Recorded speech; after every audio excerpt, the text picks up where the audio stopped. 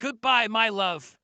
Ethan stood in the dimly lit hallway outside their bedroom, heart pounding so hard it threatened to burst from his chest. He could hear the soft rustling of sheets, the quiet giggle that wasn't meant for him. The confirmation of his worst fears lay just beyond the door. His fingers curled into fists. He wanted to storm in, to yell, to demand answers. But deep down, he knew there was nothing left to say. The betrayal had already happened. And now he had a choice: fight for something that was already shattered, or walk away. He exhaled slowly, his decision made. With careful, measured steps, he turned away from the door and headed to the living room. The apartment, once their shared sanctuary, suddenly felt foreign, like a place he no longer belonged. He sat at the dining table, took a deep breath, and wrote the last words he would ever leave her. You broke something that can't be fixed. The lease is in my name. You have until Friday to be out. Good luck. He placed the note where she'd be sure to find it, then moved quickly. Packing was easier than he thought. His clothes, his essentials, a few things that truly mattered. The rest, he didn't care. He just needed to be gone before she woke up. By the time the sun rose, he was already driving away, the city lights disappearing in his rearview mirror. Emily stirred awake, stretching languidly in the warmth of the sheets, still lost in the haze of the previous night. The lingering scent of cologne wasn't Ethan's, but she didn't let herself think about it. Not yet. She reached for her phone on the nightstand, scrolling through unread messages before realizing something felt off. The apartment was too quiet. No sound of the coffee machine, no morning news playing softly in the background, no familiar shuffle of Ethan's steps as he got ready for work. A cold feeling crept up her spine. She sat up, brushing her hair back, and turned to the man beside her. He was still asleep, his breathing steady. Panic clawed at her chest as she slipped out of bed, pulling on Ethan's oversized shirt, the one he always said looked better on her. She tiptoed into the living room, her stomach knotting tighter with each step. Then she saw it. The note. Her breath hitched. Her hands trembled as she read the sharp, deliberate words. You broke something that can't be fixed. Her knees nearly gave out. She turned, rushing to the bedroom closet, yanking the doors open. Empty. His side was completely bare. Her hands flew to the dresser, the top drawer, where he kept his watch, his cufflinks, the little note she used to leave for him. Gone. He had really left her. A strangled noise escaped her throat. She grabbed her phone, fingers shaking as she called him. Straight to voicemail, texted. Nothing. Her breathing grew shallow as the second part of his message sank in. The lease. She pressed a hand to her mouth, eyes darting around the apartment that had once been theirs. But it wasn't hers anymore. She had until Friday, and she had nowhere to go.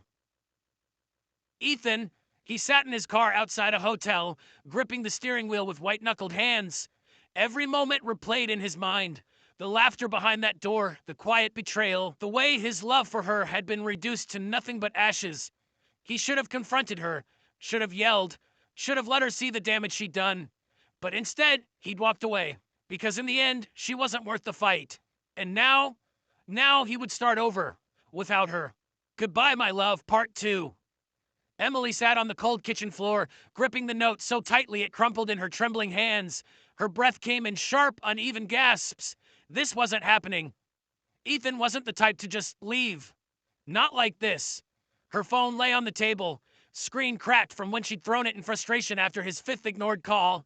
Messages sat unread, unanswered. He had erased her. A rustle of sheets from the bedroom reminded her she wasn't alone. She turned slowly, her eyes dark with something raw and ugly. He was still here, the man she had let into their bed, into her space. A man whose name she barely remembered now. A sick feeling twisted in her stomach. She wanted him gone. She wanted everything gone. Ethan, a knock at the motel door, 3 sharp raps. Ethan had been expecting it. He had barely slept, sitting on the edge of the stiff mattress, staring at the city lights outside his window, wondering if she would come. When he opened the door, Emily stood there, drenched from the rain, mascara smudged down her cheeks. Please, she whispered. He didn't move. Her lip trembled.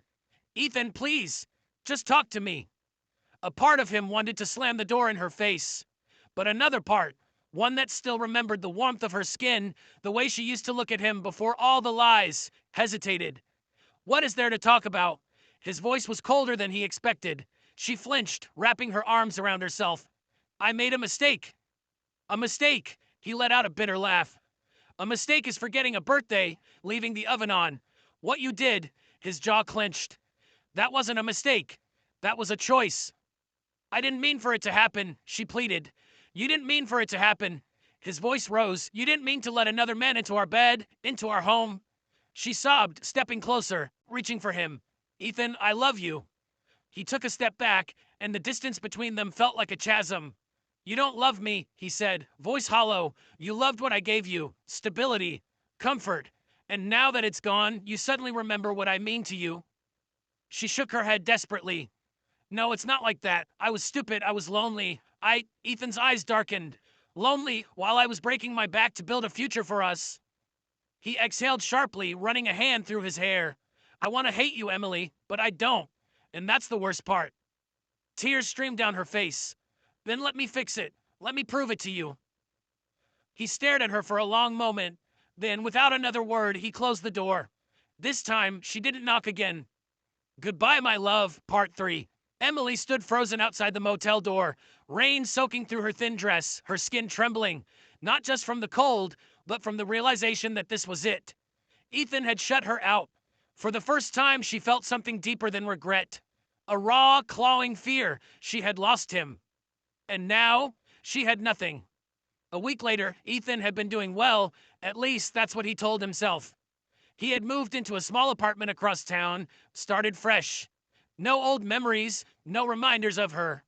And yet, no matter how much he tried to push her from his mind, Emily found ways to creep in. A missed call from an unknown number, a vague voicemail, just the sound of quiet breathing before it cut off.